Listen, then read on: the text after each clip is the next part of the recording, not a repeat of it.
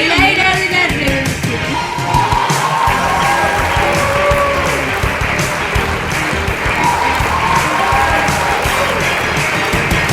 Ahora sí, para ponernos un poco en contexto, les voy a contar lo que veremos en el programa de hoy. Genial. Muy bien, nos situaremos en Francia en el siglo XVIII, cuando el pueblo estaba en una miseria y pasaba hambre. Francia se encontraba en una monarquía absolutista y se dividía en tres estados. El primero, la iglesia, que no pagaban los impuestos y recibían la 10ª parte de los productos de las cosechas. El segundo era la nobleza. Los dueños de las tierras, ellos tampoco pagaban impuestos y encima los campesinos pagaban un tributo y solo podían venderles las cosechas a ellos. El tercero estaba la burguesía. Comerciantes, banqueros, los profesionales liberales, médicos y abogados. También estaban los artesanos campesinos liberales, los pequeños propietarios, los arrendatarios y jornaleros, personas que tenían poder, pero que pagaban todos los impuestos. Todo esto comenzó el 5 de mayo de 1789. Los impuestos aumentaban y los productos también. Esto hizo que el pueblo se levantara contra los reyes. Querido público, estos son los concursantes representantes de la era de la revolución. El primero es el rey Luis y su esposa María Antonieta. Por otro lado tenemos a Robespierre y a su secuaz Danton. Le damos otro aplauso a Necker, Voltaire y Rousseau. También tenemos a Montesquieu, Diderot y a D'Alembert, al doctor Guillotin. Tenemos a Napoleón Bonaparte y por último, pero menos importante, Jean Marat. Seguramente se estén preguntando qué haremos con nuestros concursantes. Les cuento. Hace una semana que están viviendo todos juntos en el mismo lugar. Todos ellos pasarán por el confesionario donde revelarán todos los hechos sucedidos en este momento histórico. No se olviden que ustedes decidirán el destino, cielo, infierno. Los concursantes pueden sentenciar a sus compañeros. Así que ahora también vamos a ver qué están haciendo ahora mismo.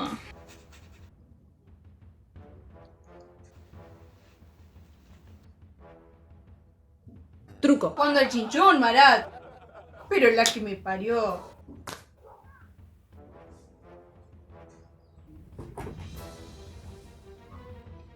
Hey, Deirot, ¿cuándo vas a aceptar que esto pasó por tu culpa? A ver, nadie es culpable de nada. ¿Quién tiene hambre? ¿Nadie? Bueno. No es asunto tuyo, D'Alembert. Yo solo hice mi trabajo. ¿Pueden hacer silencio? ¿Me querés echar la culpa a mí cuando todos están involucrados?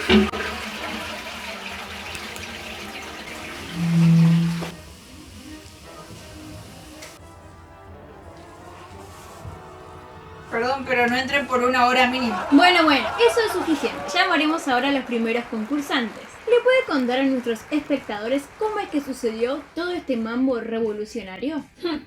No seas así. ¿Así como? ¿Qué les importa lo que pasó? Yo te cuento, somos ilustradores, ¿viste? Filósofos, abogados, usted sabe. Tenemos una ideología que mantener, una postura que cuidar. Creamos la postura del pensamiento humano, ¿vio? Ahora, si llegó a que Estados Unidos se independizara de Gran Bretaña, no es nuestro problema, No es nuestro problema. Por las dudas, lo aclaro. No se independizaron por eso. Estados Unidos nos llevó en la bancarrota, pero por culpa del rey Luis. Él fue el problema. Hicimos pensar a la gente. Ese fue el problema. El maldito problema. Sosteníamos que el conocimiento humano era una forma para combatir la ignorancia, la superstición y la tiranía para construir un mundo mejor. ¡Culpen a Deirot! ¡A Deirot! Ellos son los propulsores del conocimiento humano. ¿Qué desearían contarnos Diderot y D'Alembert?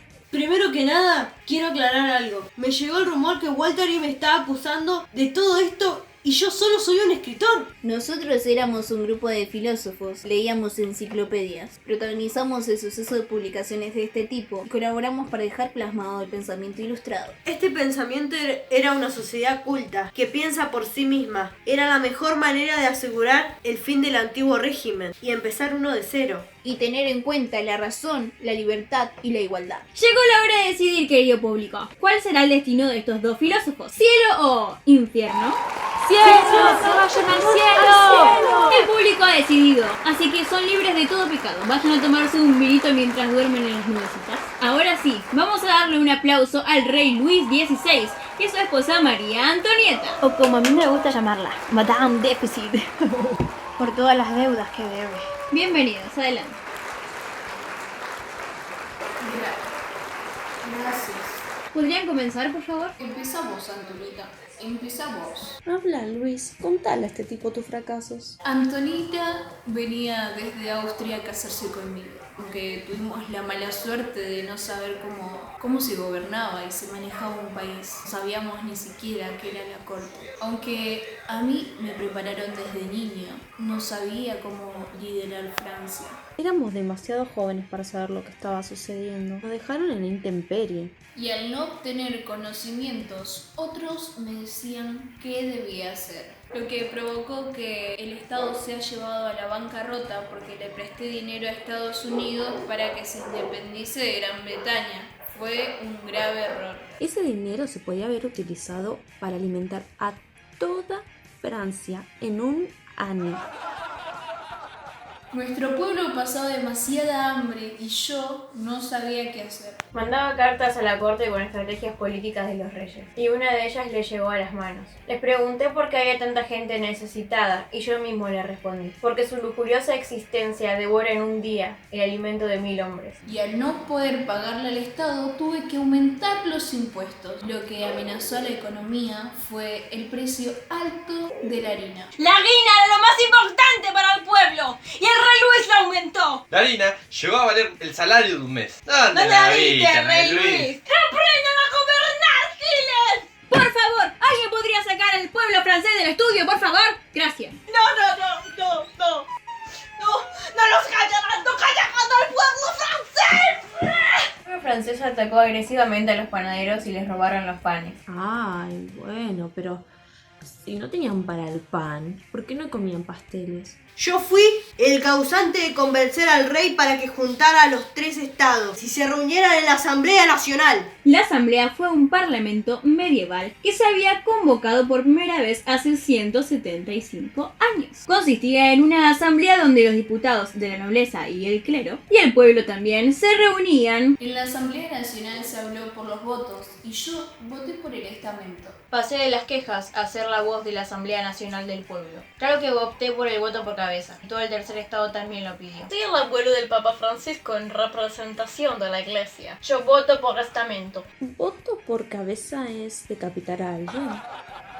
No. Ah, entonces voté por el estamento. Al ver mayoría, tuve que cerrar la Asamblea Nacional. No podían ganarnos. O sea, sí podían ganarnos, pero a Luis le gusta hacer trampa. Siempre en las cartas se anota un puntito de más.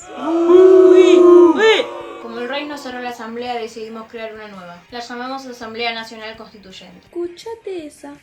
Asamblea Nacional Constituyente. Los vikingos medievales se quisieran pegar un tiro. No había vikingos. Existía una división. Los que defendíamos a la monarquía parlamentaria nos sentábamos a la derecha. Los partidos de una república y los que defendíamos los intereses de la clase media nos sentábamos a la izquierda. A ver, ¿qué les costaba sentarse dispersos en cualquier lugar? ¿Qué diferencia había? Explícame porque no entiendo. El pueblo solo reconocía la autoridad de la Asamblea Nacional Constituyente. ¿Alguien puede sacar a Voltaire de acá? No, hasta que culpen a Diderot. ¡Culpen a Diderot, carajo! Ya ganaste el programa, ya está. Anda al cielo de una vez por todas. El pueblo de París estaba enojado. Habían pisoteado la bandera de la revolución. Los incité a que se despertaran, a que abrieran los ojos y que salieran de su letargo. Gracias a mí despertaron todos. Marat era un periodista que pedía muerte, sangre y cabezas. Estaba tan obsesionado con la política de los reyes que todo el tiempo mostraba su desencanto hacia el reinado. La gente del pueblo francés lo seguía, pero con mucha ira. El 14 de julio pusieron cañones en la prisión, la Bastilla. Entraron para sacar pólvora y derribarla. Es así como comenzó la revolución. Empezaron a destruir todo. La guerra con los guardias duró 4 horas. Cuando sucedió lo de la Bastilla, le pregunté a un ayudante si era una revuelta. Me dijo que no, que era una revolución. No tenía ni idea de lo que estaba pasando. No me involucraba en las decisiones políticas y mucho menos en las económicas. Los insurgentes le cortaron la cabeza al gobernador de la prisión. Su cabeza la pasearon por la ciudad con un pico clavado en ella. Se volvió tradición poner la cabeza de los guardias reales en picos. La asamblea declaró la aprobación del hombre y del ciudadano, la supresión del feudalismo, la aparición de los bienes de la iglesia, la construcción civil del clero, la libertad de prensa y la reducción de una nueva constitución. Hice lo que me pidieron, firmé los derechos del hombre y de los ciudadanos, aún así siguieron protestando. ¡Ay! Las mujeres seguían quejándose por la escasez del pan. De la escasez, Antonita, de la escasez del pan. Bueno, eso. Tomé postura de la situación y formé mis tropas a finales del 89. Les dije al pueblo que reaccionaran al respecto. Sí, marchamos a Versalles. Acampamos fuera del palacio y organizamos revueltas. E incluso nuestras mujeres entraron al palacio y mataron a la Guardia Real. Luego de eso, le exigieron al rey que se vaya a París. Lo seguimos, por supuesto. Una vez en París, nos tuvimos que ocultar en el Palacio de las Tuileries. Es un cagón encima a mí. Me había dejado afuera. Corrió a la puerta y me cerró la puerta en la cara. El muy cagón. Yo no estaba a favor de la República de la Muerte hasta que llegó el doctor Guillotín. Él creó algo que nos llevó a la República total. Doctor, cuéntenos, ¿cómo va su convivencia con los otros concursantes? Luis deja el baño lleno de peste. María se come toda la comida y hay olor tremendo a quitasmalte. Voltaire se filtra de vez en cuando al living y tiene que llegar seguridad para sacarlo. Ni hablar de las quejas de Robespierre. Harto nos tiene. Harto. ¿Qué le parece mejor si hablamos de su participación en la revolución? Creé un artefacto más rápido a la hora de la decapitación. Qué bello artefacto. Lo llamé la guillotina. Solo avancé la tecnología. La idea original era igualar a los hombres en la muerte, porque en el antiguo régimen solo existía para los nobles y a los pobres se los torturaba peor. Nos dieron pena de muerte mientras Francia estaba en guerra con Austria. Mi país de origen, donde estaba mi familia. Mi deber era inspirar a la gente que vaya a la guerra. Era mi momento, mi momento. Era hora de cortar cabezas. ¿Mahat era una especie de reina roja en el país de las maravillas? ¡Córtenle la cabeza! ¡Córtenle la cabeza! Público, el doctor Guillotín, ¿cielo o infierno? ¡Cielo! ¡Vayan al cielo! Bien, Doc, puede irse a casa. Y el público a ver si le pone un poquito de onda. Para recuperar el poder llamé a un ejército extranjero. Mi plan era escapar de las Tuileries para alcanzar la frontera más cercana. ¿Pueden creer que me hizo disfrazar de criada? Te iban a descubrir si no. Lo hicieron igual. Nos escapamos de noche y cuando estuvimos a punto de cruzar la frontera con Austria, ¡Bum! Nos atraparon. se puede llegar a decir que fue un plan fail. El 10 de agosto de 1972, las masas habían asaltado al Palacio de las Tullerías y se habían suspendido las funciones constitutivas al rey. Francia estaba contra Inglaterra y sus aliados. Debíamos atacar con todo lo que teníamos, con todo el valor para salvar a la revolución. Me encontraba al mando del ejército francés. En 1793 con Danton elegimos el nuevo parlamento. ¿Nos pueden decir a quién sentencian? Al rey Luis XVI. Público, ¿ya pidieron la petición?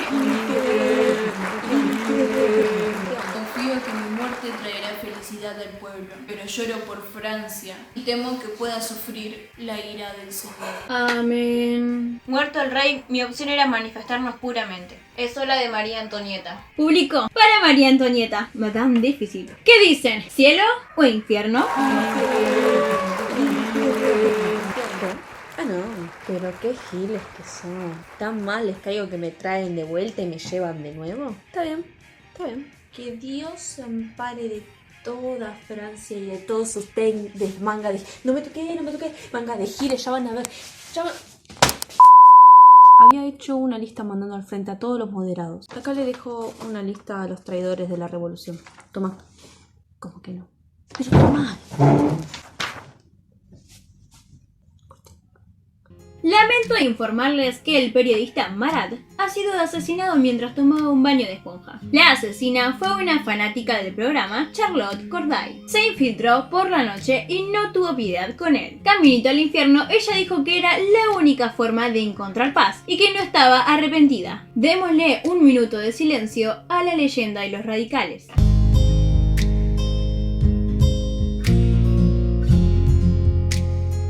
La República quedó en manos de la Convención, mientras que el Poder Ejecutivo recayó en manos de la Salvación Pública. Convencimos a nuestros colegas de poner una nueva y amenazadora ley marcial. Nos situamos ahora en 1794, cuando el reinado pasó a ser una especie de dictadura jacobina. Era hora que todos los franceses disfrutaran de la sagrada igualdad en tiempos de tenerlo mediante acto de justicia contra los traidores y los conspiradores. Hicimos del terror la orden del día. Los vecinos nos denunciábamos entre sí y si algo no nos gustaba, nos delatábamos.